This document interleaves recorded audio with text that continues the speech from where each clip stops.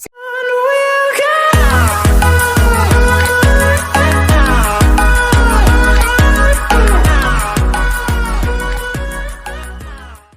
भेज दूंगा। तो तब संजय कहने लगा कि मैंने आपसे पहले भी बोला था कि मुझे ब्रेक नहीं बल्कि रिटायरमेंट चाहिए, यानी कि मैं और ज्यादा टाइम तक स्टार बनके नहीं रहना चाहता हूँ। तो तब वो पर्सन और ज्यादा गुस्सा होने लग जाते हैं, इसलिए बोले कि जरा बाहर की भीड़ देखो तो सही कि तुम्हारे फैंस तुम्हें देखने के लिए कितने ज्यादा पागल हैं। तुम बाद में रिग्रेट करोगे इन सभी चीजों को छोड़ने के बाद। तो तब संजय बोला कि नहीं, मैं बिल्कुल भी रिग्रेट फील नहीं करने वाला हूँ। और वही दूसरी तरफ हम फिर से इंसोल को देखते हैं, जो कि एक एडिटर है, इसलिए अपने एस्ट्रोलॉजर क्लाइंट की वीडियो एडिट कर रही थी, जिसके वर्ड्स थे कि हमारी बॉडी शरीर से चली जाती है लेकिन हमारी आत्मा को सब याद रहता है, पर अगर हमने ब्रिज को क्रॉस कर लिया तो फिर हमारी सब मेमोरीज इरेज हो जाएगी। इसलिए पहले इंसोल ने अपने क्लाइंट का मजाक बनाया कि तुम कैसी कैसी बातें मुझसे एडिट कराती हो, मगर फिर जल्दी से अपना काम पूरा कर देती है। एंड अब वो रेडी है कॉन्सर्ट में जाने के लिए, इसलिए सारा सामान अपने बैग में रखने लगी, लाइक कैंडीज, टिकट्स एंड साथ ही उसने एक हेयर बैंड भी रखा जिस पर लिखा था कि let's kidnap Sanjay and run. और फिर वो संजय के पोस्टर को देखते हुए बोलने लगी कि तुम बस मेरा वेट करो, मैं आ रही हूँ। अब हम इंसोल को उसकी फ्रेंड की कार में देखते हैं जिसका नाम है हियनजी, एंड यहाँ भी इंसोल बहुत ही ज्यादा एक्साइट नजर आ रही थी, इसलिए हियनजी कहने लगी कि क्या तुम सच में संजय को देखने के लिए इतनी ज्यादा खुश हो। तो तब वो बोली कि हाँ, बहुत ही ज्यादा, क्योंकि आज मैं फर्स्ट टाइम उसको लाइव देख पाऊंगी। एंड थैंक्स, तुमने मेरे लिए टाइम निकाला, मुझे पता है कि तुम काम में बहुत ज्यादा बिजी रहती हो।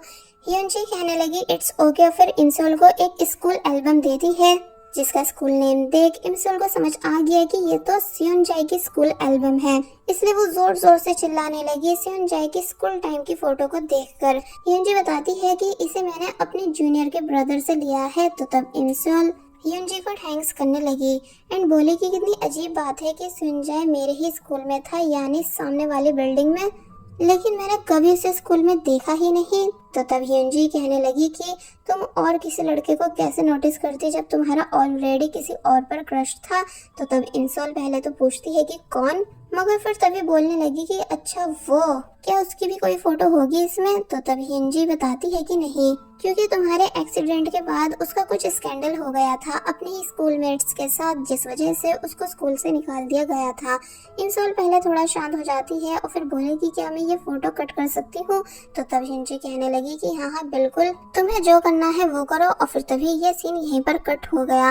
वेल, अब हम कॉन्सर्ट प्लेस देखते हैं जहाँ बहुत सारे लोगों की भीड़ थी, यानी सभी बहुत ही ज्यादा खुश थे, फोटोज क्लिक कर रहे थे एंड वहाँ पर आइडल्स की फोटो लगा हुआ सामान बाय कर रहे थे।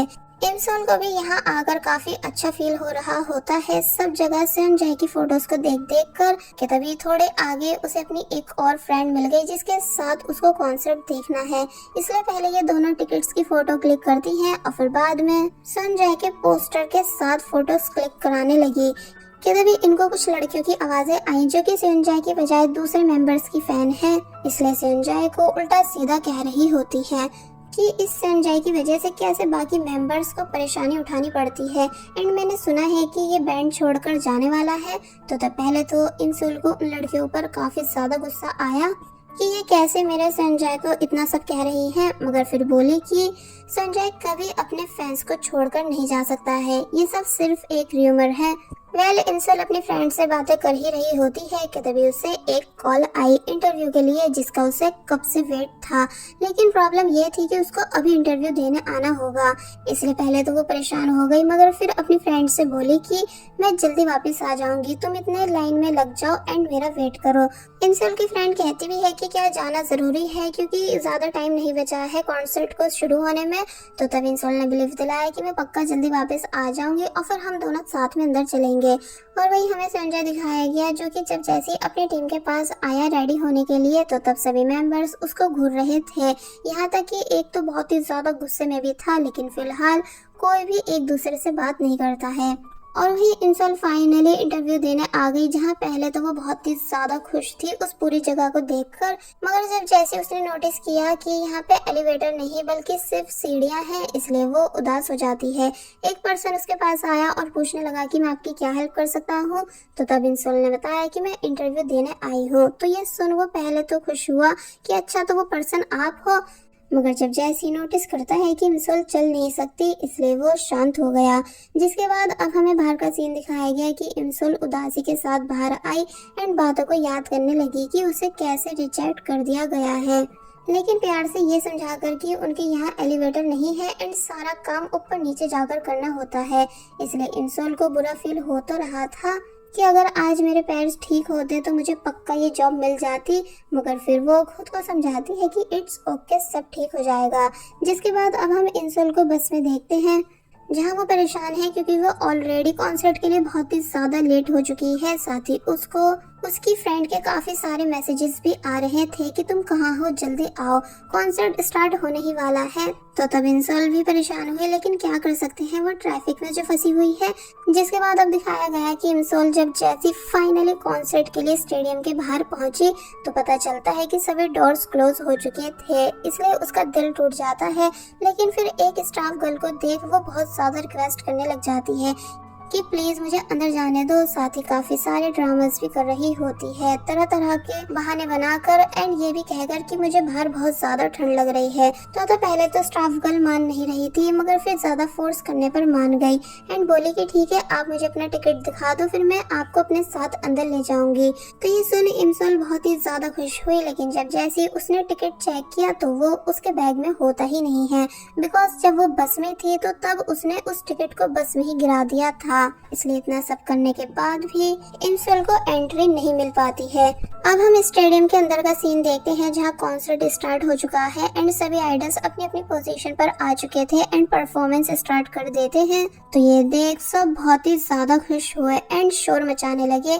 तो भी इंसोल भी हार नहीं मानती, बल्कि वहीं बैठकर कॉन्सर्ट को एंजॉय करना शुरू कर देती है। यानी कि उसे कॉन्सर्ट दिख तो नहीं रहा था, लेकिन सिर्फ आवाजें आ रही थी, जिसे सुनकर वो आइडिया कर पा रही थी कि कब कब सेओनजाई सिंगिंग कर रहा है और कब कब नहीं। साथ ही यहाँ वो जोर जोर से सेओनजाई के नाम को भी चिल्ला रही होती है।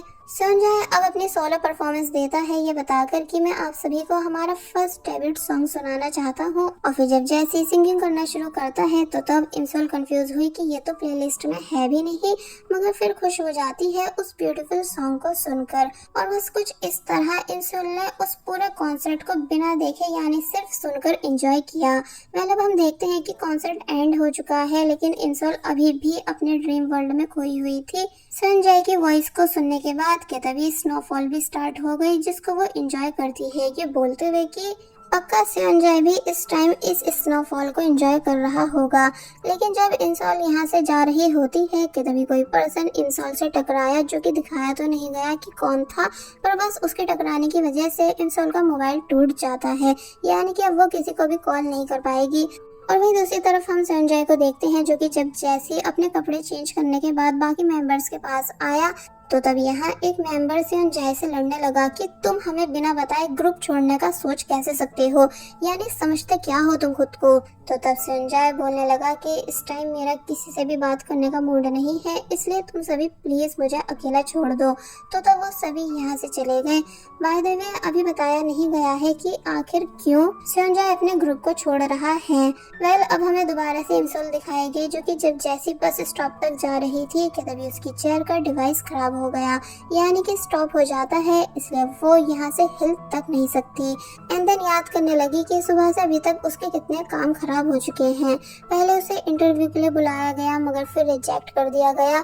फिर जब वो बस में थी तो तब उससे टिकट वहीं पर गिर गया, जिस वजह से वो स्टेडियम के अंदर तक नहीं जा पाई। एंड जब वापस घर जा रही थी तो तब उसका मोबाइल टूट गया एंड अब चेयर खराब हो चुकी है।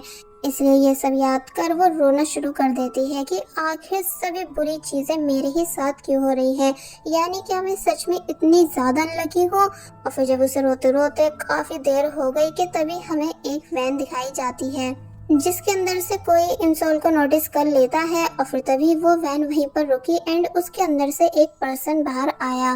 पहले तो इंसोल समझ नहीं पाती है कि आखिर ये पर्सन कौन है, लेकिन जब जैसी वो देखती है कि ये पर्सन और कोई नहीं बल्कि सुपरस्टार सेओनजाई है, इसलिए देख इंसोल के होश उड़ गए, यानी कि वो बिल्कुल भी हिल तक नहीं पाई बल्कि फ्रीज बैठी रह गई, क्योंकि उसे यकीन नहीं आ रहा है कि इस टाइम वो अपने फेवरेट आइडल सेओनजाए के सामने है।